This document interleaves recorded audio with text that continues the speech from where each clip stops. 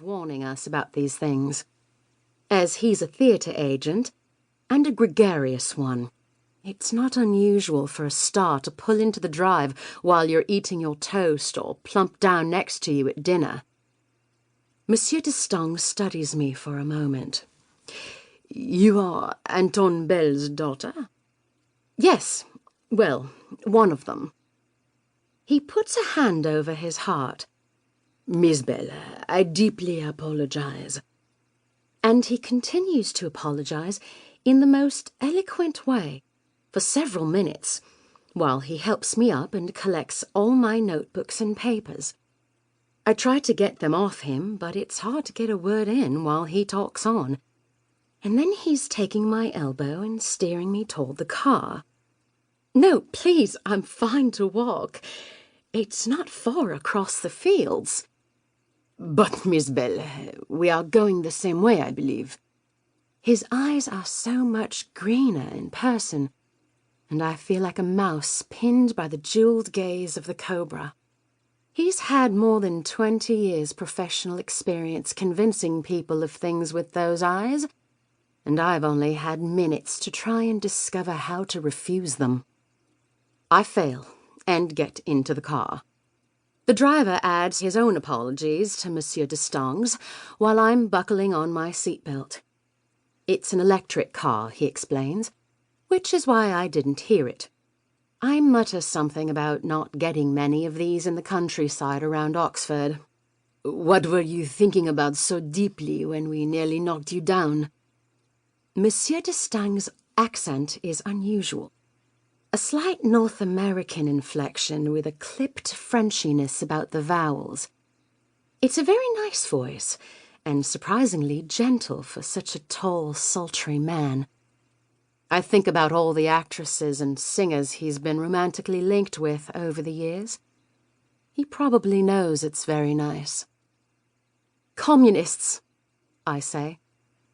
He looks amused. Oh? I mean, it's just something I'm working on, I say quickly. East Germany. Cold War. Why can't you say, it's a book I'm writing for a client? Is that so hard? Ah, so you're a writer. That explains the daydreaming. He glances out the window and I glare at the back of his head. I'll put up with being pigeonholed as awkward and boring by my sisters, but it's irritating from strangers. But it seems he was just checking where we were, as he turns back to me. What are you doing out here in the middle of nowhere? What, walking? No, I mean here in the countryside. Why aren't you in London or Paris? Somewhere with a little more excitement. University, I say, waving my hand in the general direction of Oxford. I'm working on a PhD in Victorian literature, but he probably thinks I'm a gormless undergrad. I'm dressed like a gormless undergrad, in scuffed shoes and denim shorts. Doing summer? Do they not allow you any holidays in England these days? I'm about to reply when we turn into the driveway of my parents' house. It's something of a spread. All white columns and twining ivy and grey stone. There's a fountain in the centre of a circular gravel driveway. Lisbeth, just 14, is lying in the grass reading a book. My elder sister, Mona, appears at the sitting-room window, and I see her peer at the car and then turn and call over her shoulder, probably to our other sister, Therese. I realize that if I stay where I am, I'm going to get mobbed by the whole family.